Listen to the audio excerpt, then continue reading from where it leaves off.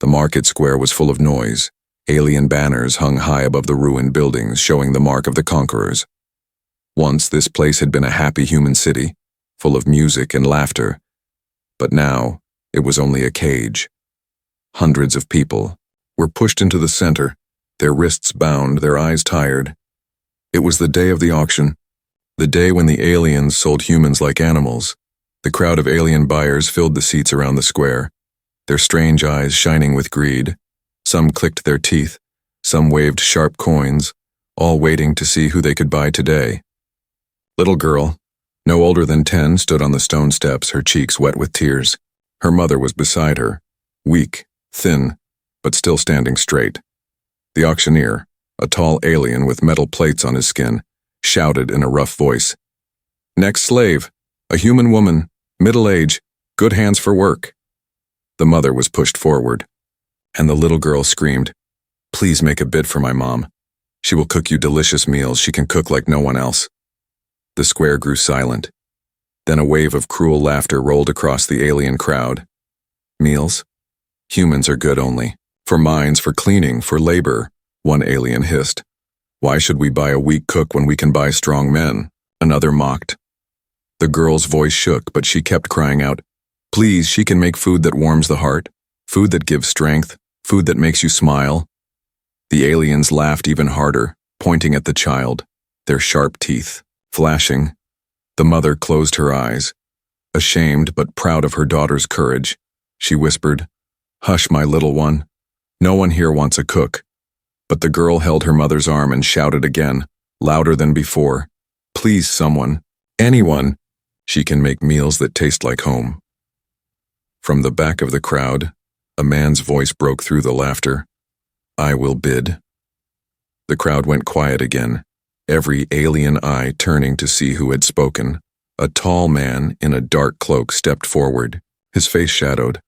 He looked human, but there was something different about him. His presence was heavy, his eyes sharp like burning steel. The auctioneer growled, "You? What will you pay?"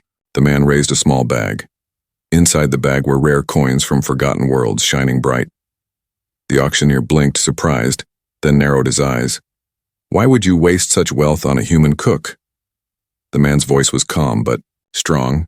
"Because a mother's cooking has more value than all your gold," the aliens murmured, confused. Some whispered that the man was mad. Some whispered he was dangerous. The little girl stared at him, her tears still falling, but hope lit in her eyes. The mother looked at him too, her hands shaking, not sure if she should trust him. The auctioneer laughed coldly. "Very well, human, the woman is yours, though you will regret it." The gavel slammed, and the chain was unlocked. The girl rushed to her mother, hugging her tightly. "Mama, someone wanted you. Someone saved you." The mother trembled, looking at the man. "Why? Why would you do this?" The man lowered his hood just enough for them to see his scarred face. "Because humanity is not dead yet, and I will not watch it be sold piece by piece," he said. The crowd of aliens hissed and jeered, but none dared to stop him. He walked forward, took the mother's arm gently and led her and the girl away from the stage. The girl looked back at the aliens, still mocking and laughing, but she no longer felt only fear. Beside this strange man, she felt something else. Suspense, mystery, maybe even hope. And in her heart, a question grew louder with every step. Who was this man? And why did he choose her mother? The market square still echoed with laughter as the man walked away with the woman and her daughter. The aliens jeered, calling him a fool, saying he wasted good money on useless humans, but the man did not turn back. His steps were steady, his cloak heavy on his shoulders. The little girl clung to her mother, whispering, "Mama, he saved us." Her mother's eyes were still sharp with doubt. She had seen many cruel tricks, and she did not trust kindness so easily. When they reached the edge of the ruined city, the man stopped, his eyes scanning the shadows, making sure no alien followed. He turned at last, his voice calm. "You are free now." The mother frowned. "No one is free here. The aliens own this world." The man's gaze was steady. "They do not own hope. They do not own love. And they will never own the human heart." The girl looked at him with wide eyes. Who are you? He did not answer at first, only lowered his hood, showing a face lined with scars, the marks of many battles. I am no one important, he said. Only a man who remembers what humans used to be. The mother spoke, her voice heavy with suspicion. Then why did you buy me? What do you want from me? The man's lips curved into the smallest of smiles. I want you to cook. Both the girl and her mother blinked, shocked. Cook? The mother asked. You paid gold for a slave just to cook food? Yes, the man said, because food is not only food, it carries memory, it carries strength, it carries life. The mother shook her head. You are mad. Food cannot fight armies. Food cannot stop ships in the sky. The man's voice grew low, filled with something fierce. You are wrong. Food can remind people what it means to live, and that is more dangerous than any weapon. The girl tugged at her mother's sleeve, whispering, Mama, maybe he is right. Maybe your meals can do something. Her mother looked down at her daughter, and for the first time in years, she felt her hands itch to hold a spoon, to stir a pot, to make something warm. But fear gripped her heart. If the aliens find out, they will punish us, they will kill us. The man nodded, his eyes hard as steel. They already want to kill us. The difference is now we can fight back in a way they will never understand. The girl looked at him again, tilting her head. You sound like a soldier. The man did not deny it. Once, long ago I was, but now I am only a shadow walking among ruins searching for a spark, the mother whispered. And you think I am that spark? Yes, the man said simply. You and your daughter, you are both more important than you know. The woman felt her chest tighten. No one had spoken to her like that since before the war, before her husband was taken, before her world was broken. Her daughter squeezed her hand and smiled with hope, something rare in these dark times. The man led them through broken streets until they reached a hidden door in the ground. It opened into a dark tunnel, and down below was a secret place filled with humans, tired, hungry, hiding from alien eyes. When the people saw the mother and girl, they looked with suspicion, but when they saw the man, they bowed their heads slightly as if they knew him. The man gestured. These are the survivors. They fight, they suffer, but they forget who they are. He turned to the woman. That is why I need you. Feed them, remind them of what home felt like. Give them back their courage. The woman trembled, looking at the hungry faces, her hands shaking. The girl whispered, Mama, you can do it. You always told me food brings people together. Now you can prove it. The mother slowly nodded. I will try. The man's eyes softened. That is all I ask. But before peace could settle, a sound echoed from above, a harsh alien horn. The people froze, fear striking their hearts. The man's face grew dark. They are searching for us. The mother held her daughter close. Did they follow us? The man pulled a blade from under his cloak, the steel catching the dim light. No, they always search, always hunt, but they will not find us tonight. He turned to the woman again, his voice deep and commanding. Promise me you will cook. For them, promise me you will give them the strength to fight again. The woman's voice shook, but she answered, I promise. The man gave a single nod, then moved toward the tunnel entrance, ready to meet whatever danger waited above. The girl whispered to her mother, Mama, who is he really? The mother's eyes followed his shadow, her voice barely a breath. He is someone who still believes in us, and that makes him dangerous. The horn above sounded again, the aliens drawing closer. The fire of suspense burned stronger, for the mother now knew her cooking might mean more than survival. It might mean the beginning of something greater. And the girl, clutching her mother's hand, felt for the first time that her cry in the auction had not been in vain. The underground shelter was quiet after the horn faded. The people sat in corners, their faces pale with fear, waiting to hear if the aliens would break through the surface. The man stood guard near the entrance, blade in hand, his eyes sharp like a wolf. The mother and her daughter sat near a broken wooden table, the girl holding her mother's hand tightly.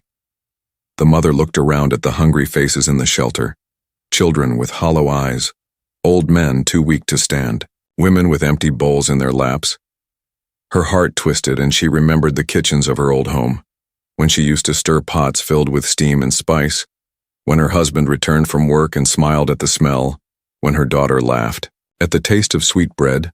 Those memories had been buried under years of slavery and fear.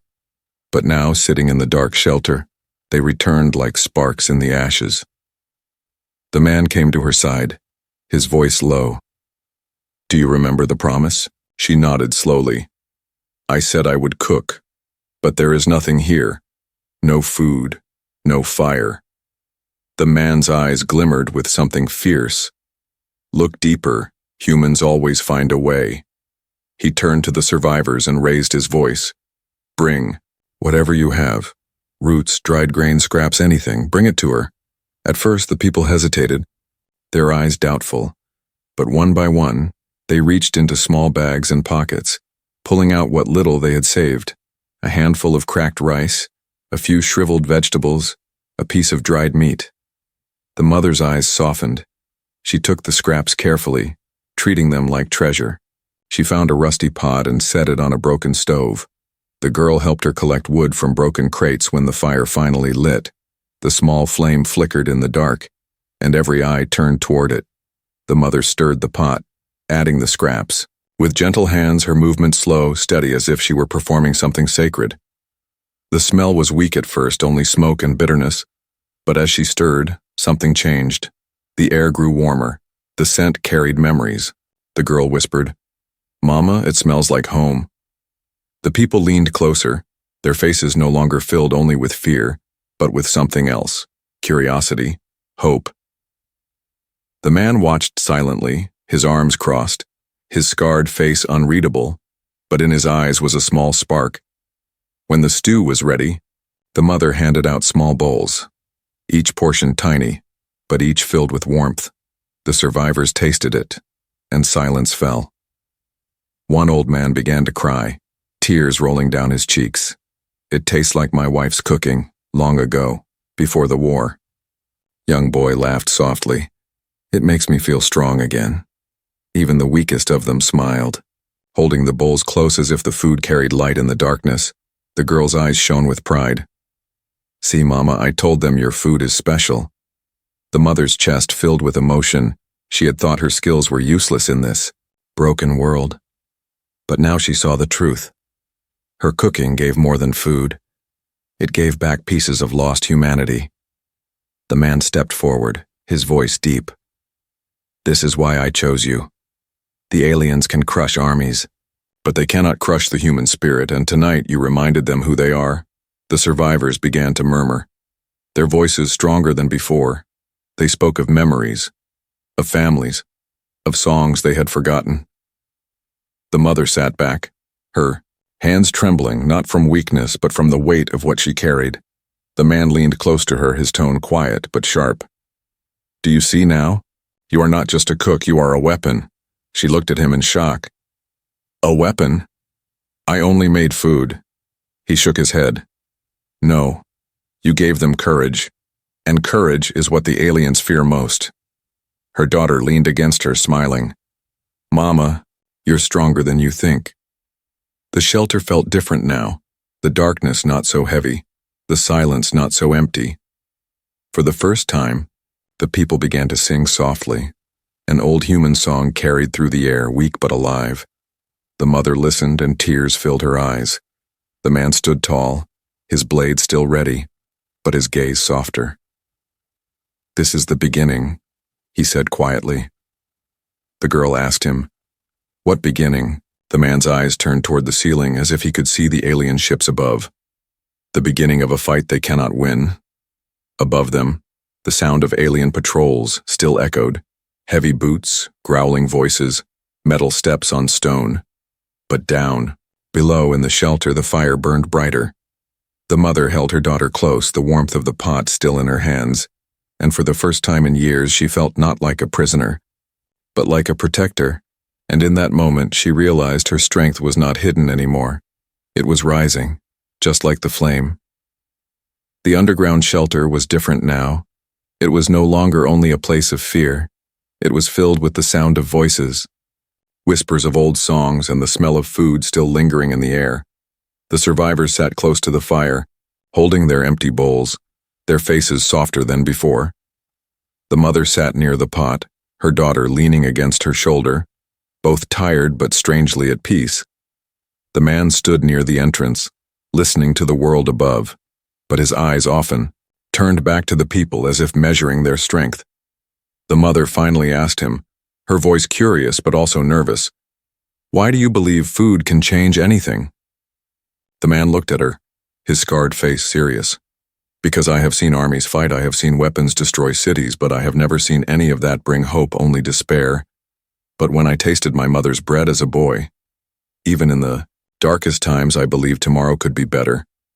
The girl smiled and whispered, "Like Mama's food?" The man gave a small nod. "Yes, exactly like that."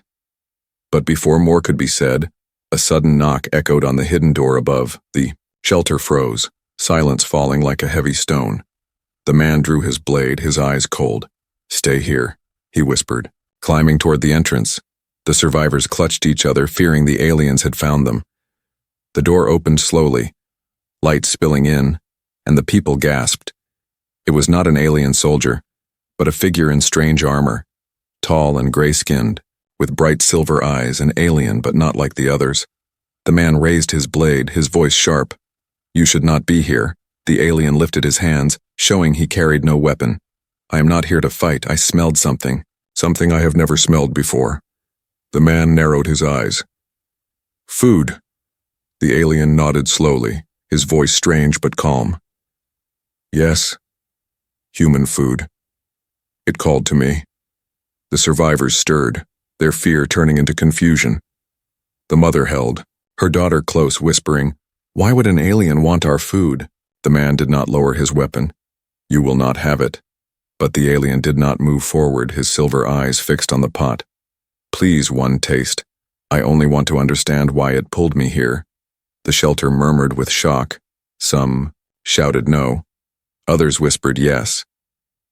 The mother felt her heart race, fear battling with something else, curiosity. She looked at the man. "Should I?" The man hesitated, then lowered his blade slightly. "Give him only a little." The mother dipped her spoon into the pot, scooping a small portion into a wooden bowl, her hands shaking. She stepped forward, slowly handing it to the alien. The alien took the bowl carefully as if it was treasure, then lifted the spoon to his mouth. He tasted it, and the shelter waited in silence. The alien froze, his silver eyes widening, his whole body trembling.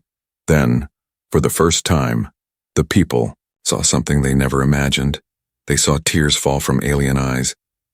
The alien's voice cracked. This is warmth. I have never felt warmth before." The survivors gasped. The girl whispered, "Mama, he's crying like us." The alien fell to his knees, clutching the bowl as if it was life itself.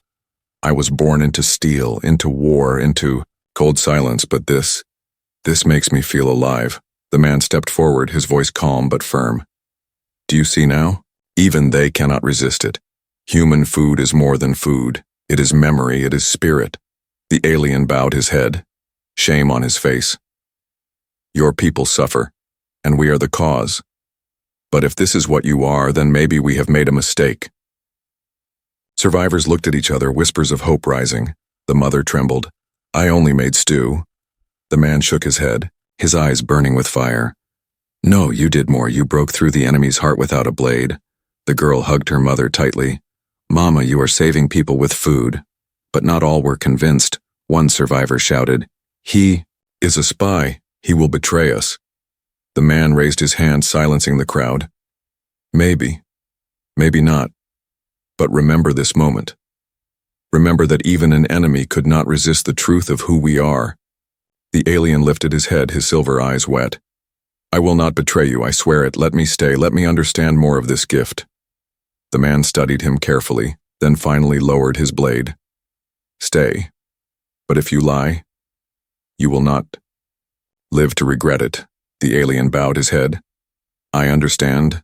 The shelter was no longer only human. It now held something far stranger. A guest from the enemy's side, touched by the taste of a simple meal. The mother sat back, her hands trembling. her daughter's small fingers gripping hers tightly. The man spoke softly, but his words carried weight. This is the beginning of something greater than war. This is the beginning of change. Above them, alien patrols still searched, their machines humming in the ruined streets. But down below in the dark shelter, a pot of stew had done what weapons never could. It had begun to turn the heart of the enemy. And for the first time in many years, the mother no longer felt powerless. She felt like a force the aliens could never understand. The underground shelter had grown quiet again. The humans sat together whispering about what they had seen, about the alien who cried from the taste of a simple stew. The alien still knelt near the fire, his silver eyes wet, his hands shaking. As he held the empty bowl, the mother sat beside her daughter, her heart racing not from fear this time but from the weight of what had just happened. The man stood in the shadows, watching both the survivors and the alien. His hand never far. From his blade he knew what this moment meant, and he knew it would not stay hidden for long. Above the ruined city, patrols marched through the streets, their boots striking stone, their weapons glowing. Rumors spread quickly among them, whispers of a strange human meal that touched even alien hearts. The commanders did not laugh when they heard. Instead, their faces twisted with fear. They had always believed humans were weak, but now they feared humans had something far more dangerous than strength, something that could spread like fire. Orders were given.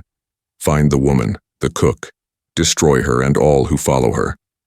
The next day, the shelter shook with the sound of explosions. The people screamed, running deeper into the tunnels. The man stood at the entrance, his cloak whipping in the dust, his eyes narrow. The alien who had tasted the stew rose to his feet, his voice urgent. They are coming. They are searching for her. The mother pulled her daughter close. For me? The alien nodded. Yes, they fear you. They fear what you can do with food. They think you will make humans rise again. The survivors gasped. Some wept. Some shouted in anger. The man's voice cut through the panic, strong and steady. Good. Let them fear. It means they know we are not broken. The girl looked up at him, her eyes wide. But how will we fight them? The man placed a hand on her shoulder. Not with only swords and guns, but with what your mother carries, with what makes us human. The alien stepped forward, his voice heavy. I will help you. I know their ways. I know their weakness. But you must trust me. The people cried out. We cannot trust him. He is one of them. The man raised his hand, silencing them. He cried from the taste of her stew. Do you think that was a trick? The mother's voice shook, but she stood tall. We cannot choose fear. If even one alien can change, then maybe more can. The girl nodded fiercely. Yes, Mama is right. The shelter rumbled again, dust falling from the ceiling. The aliens above were getting closer. The man turned quickly, his eyes sharp. We must move. We cannot stay here. He led them through narrow tunnels, their footsteps echoing, the survivors carrying what little they had. The mother held her daughter's hand tight, the alien walking just behind them, his armor dim in the dark. At last they reached an old underground chamber, filled with broken machines from the old world. The man pointed to the ruins. We will hide here, but not only hide, we will prepare. The mother frowned. Prepare how? The man's voice was steady. You will cook again and again until every survivor remembers who they are, until they no longer bow, until they no longer break. The alien stepped closer. And I will spread the truth among my kind. I will tell them what food did to me, and it will shake their hearts. The people stared at him, torn between fear and hope. The girl tugged her mother's sleeve, whispering, Mama, if your food can change even one alien, maybe it can change many. The mother's eyes filled with tears, she whispered. But if I do this, they will hunt me forever. The man looked at her, his eyes blazing. Yes, but you will not be hunted. As a slave, you will be hunted as a symbol, and symbols are what empires cannot kill. The chamber grew quiet, the survivors watching her, waiting for her answer. Finally, the mother took a deep breath, her voice clear. Then I will cook, not only for survival, but for freedom. The girl hugged her tightly. Mama, you are brave. The alien bowed his head. And I will protect you, even against my own kind. The man's lips curved into the faintest of smiles. Then it begins. Above them, the sound of alien soldiers grew louder, weapons charging, voices shouting orders. The enemy had returned, and this time they came not for slaves, but to destroy hope itself. But down below, in the broken chamber, a human mother lit a fire, her hands steady, her heart burning, and with every stir of the pot, with every spark of the flame, she defied an empire. The underground chamber was alive with the sound of voices. The survivors gathered around the fire, the mother cooking with steady hands, her daughter helping with every step. Each meal she made was simple, scraps turned into stew, dry grains softened into bread, yet every taste carried something greater than hunger. It carried memory. The people ate and began to remember who they were. They sang softly, they laughed, and their eyes no longer looked only at the ground. The alien who had once wept for stew sat among them, his silver eyes watching, his voice low. Your spirit is dangerous, more dangerous than any weapon we know. The man stood nearby, silent, his blade at his side, his eyes always on the tunnels, listening for the enemy. He knew the time was near. The aliens would not allow this light to burn for long, and then it came. The earth shook, the chamber filled with dust. Above them, heavy boots thundered. The enemy had found them. The survivors panicked, grabbing their children, their small bags, their eyes wide with fear. The man raised his voice, sharp and steady. Do not run. Do not bow. This is the moment we stand. The alien soldier turned to him, shock in his eyes. You cannot fight them. They are too many. The man's gaze was steel. Then we fight, not with numbers but with meaning. The mother trembled but stepped forward, her voice clear. He is right. If they take us now, they will crush the last spark of hope. But if we resist, even if we fall, others will hear, others will rise. The girl clung to her mother, whispering, Mama, I'm scared. The mother knelt, holding her daughter close.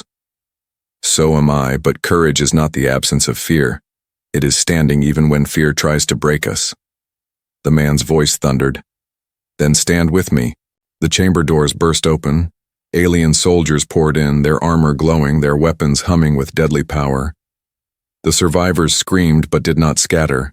They stood close together, holding whatever they could, sticks, stones, even broken tools. The alien commander stepped forward, his voice cold as iron. Surrender the cook, or all will die. The mother raised her chin, her voice steady. I am here, but I will not surrender, not anymore. The soldiers aimed their weapons, ready to fire, but the man stepped forward, his cloak falling from his shoulders, and for the first time the survivors saw him clearly.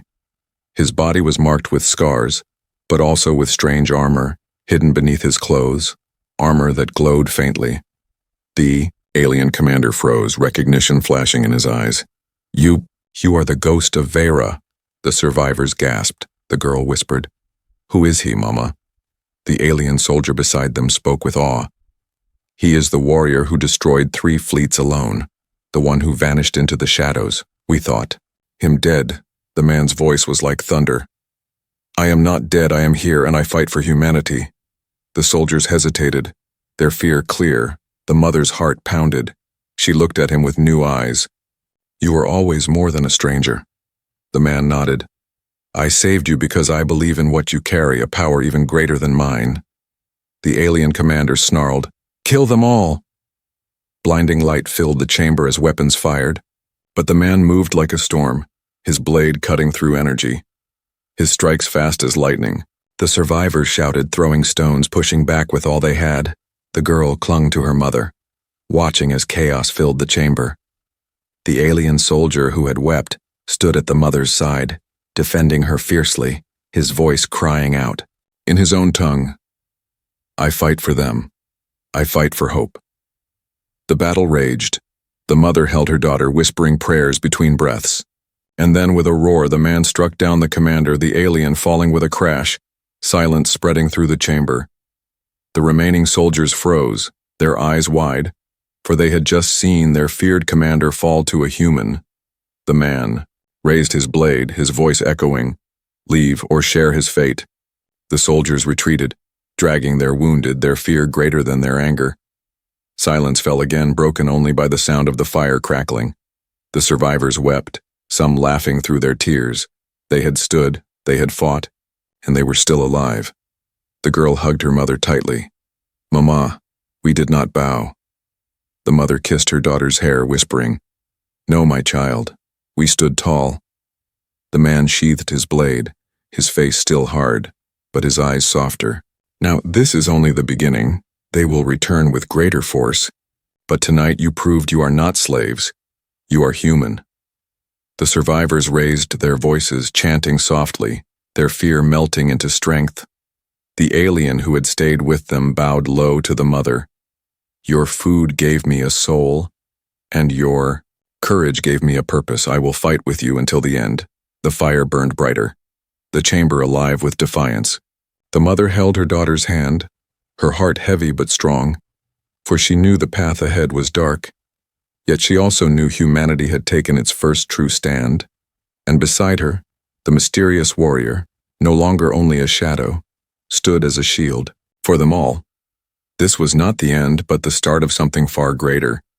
This was the final stand that would echo across the stars. The chamber was quiet after the battle. The fire burned low.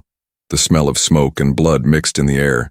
The survivors sat in silence, their eyes wide with both fear and wonder. They had stood against the enemy and lived, but deep inside they knew this victory was only the beginning. The man leaned on his blade, his chest rising and falling with heavy breaths, his scars glowing faintly under the dim light. The alien who had joined them knelt beside him, his silver eyes burning with loyalty. "They will return with greater force. They will not accept this shame." The man nodded slowly, his voice rough. "Yes, the Empire will send fleets, armies, machines. They will stop at nothing to crush us." The mother held her daughter close, her eyes filled with worry. "Then how can we survive? We are few. They are endless." The man looked at her, his voice steady. "We cannot fight them with numbers. We fight them with meaning, with what they cannot kill." The girl looked up at him, her small hands clutching her mother's sleeve. "What do you mean?" The man's gaze softened. "Your mother carries something greater than my blade, something greater than ships and armies. She carries the heart of humanity." The mother's eyes trembled. "I only cook meals." "No," the man said firmly. "You remind us of home, of warmth, of family, and that is what they fear most. They fear we will remember we are more than slaves." The alien lowered his head, whispering, "And they fear we will remember we are not so different, that even we can feel what you feel." The survivors stirred, their voices low, filled with hope and fear together. Then the ground shook, dust falling from the ceiling, a distant rumble of engines filled the air. The Empire had returned, and this time it was not a patrol, it was a full assault. The man's eyes darkened. "They come with fire." The mother rose to her feet, her daughter still clinging to her hand. "Then we cannot run, can we?" The man shook his head. "No, if we run, they will chase, they will burn every hiding place until nothing remains." The alien soldier stood tall, his voice strong. "We must make a stand, but this time it cannot be only with weapons." The mother looked at the faces around her, at the tired, hungry, but determined eyes of the survivors, and then she knew deep in her heart what she must do. She turned to the man, her voice calm but heavy. "If I am what they fear, then I must be the one to face them." The girl gasped. "Mama, no." The mother knelt, cupping her daughter's face. "Listen to me, my little one. They may take my body, but they cannot take what I have given you. You must carry it forward. You must keep feeding hope." Tears filled the girl's eyes. "But I need you." The mother kissed her forehead, her own tears falling. "You will always have me here." She placed a hand on her daughter's chest. "As long as you remember." The man stepped forward, his voice low. "You do not need to sacrifice yourself, we can fight together." But the mother shook her head. "If I go with them, if I show them courage, then even in death, I will light a fire that cannot be put out." The alien bowed deeply, his voice breaking. "You are stronger than any warrior I have ever known." The man clenched his fist, pain flashing in his eyes. "If this is your choice, then I will make sure your story is never forgotten." The mother smiled weakly. That is all I ask." The ground above roared as ships landed, their engines shaking the earth. Soldiers marched in thousands, their weapons ready. The man gripped his blade, but the mother placed a gentle hand on his arm. "Not this time, let me go." She walked toward the broken doors, her daughter's cries echoing behind her. The survivors watched in silence, their hearts breaking, but none tried to stop her, for they understood. The mother stepped into the light above, where the alien army waited. The commander sneered, "You are the cook, the one who dares to give hope." She stood tall, her voice steady. "Yes, I am the cook, and I will not bow." The soldiers raised their weapons, but for a moment they hesitated, for her courage was like a wall they could not cross. The girl broke free from the crowd, crying out, "Please make a bid for my mom, she can cook you delicious meals." Her words echoed in the air, the same words that had begun everything. The commander's face twisted with rage, but some soldiers looked at each other, their grips faltering, doubt creeping into their hearts. The mother looked back one last time, her eyes full of love. "Live, my child. Live and carry the fire." And then the light consumed her. The girl fell to her knees, weeping. The survivors, silent in grief. The man lifted her into his arms, his voice steady though his heart was heavy. "She is gone, but she has given us more than life. She has given us freedom's spark." The alien bowed his head, his silver eyes wet again. "Her name will spread even among us. They cannot silence what she has done." The survivors began to chant her name, their voices rising like thunder. The man raised his blade to the sky, his voice roaring, "For her, for humanity, for tomorrow." The girl held tightly to her mother's recipe book, her tears falling on the pages, but her eyes burning with new strength, and deep inside, she knew her mother's gift would never die. For as long as humans remembered how to share food, how to share warmth, they would never be slaves. The Empire had taken her mother's body, but not her soul. Her soul lived on in every human heart. This was the price of freedom, and it was only the beginning.